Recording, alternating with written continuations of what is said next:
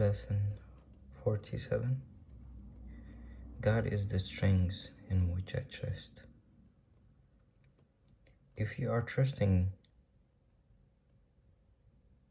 your own strengths, you have every reason to be apprehensive, anxious, and fearful.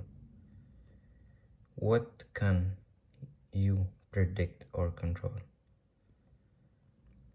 What is there in you that can be counted on? What would you give the ability to be aware of all the facets of any problem and to resolve them in such a way that only good can come out of it? What is there in you that gives you the recognition of the right solution and the guarantee that it will be accomplished? Of yourself, you can do none of these things. To believe that you can is to put your trust where trust is unwarranted, and to justify fear, anxiety, depression, anger, and sorrow. Who can put his faith in weaknesses and feel safe? Yet who can put his faith in strength and feel weak? God is your safety in every circumstance. His voice speaks for him in all situations and in every aspect of all situations, telling you exactly what to do, to call upon his strength and his protection.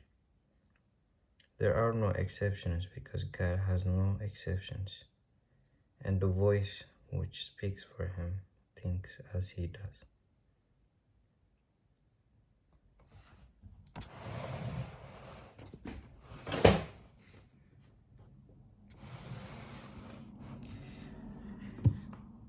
Today,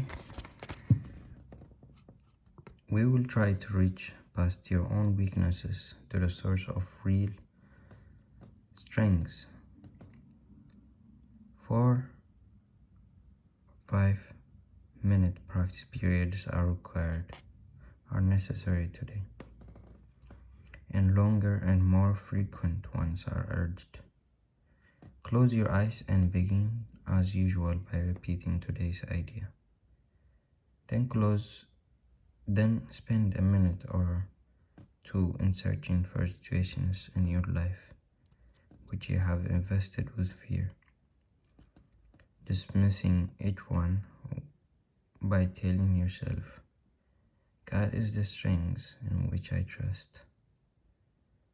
Now try to slip past all concerns related to your own sense of inadequacy.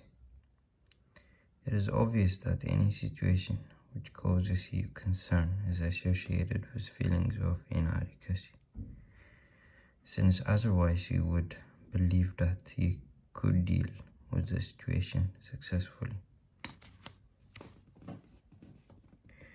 It is not by trusting yourself that you will gain confidence, but the strength of God in you is successful in all things. The recognition of your own frailty is a necessary step in the correction of your errors, but it is hardly a sufficient one in giving you the confidence which you need and to which you are entitled. You must also gain an awareness that your confidence in your real strength is fully justified in every respect and in all circumstances. In the latter phase of the practice period, try to reach down into your mind to a place of real safety. You will recognize that you have reached it if you feel a deep peace, however briefly, Let go all the trivial things that churn and bubble on the surface of your mind, and reach down and below them to the kingdom of heaven. There is no place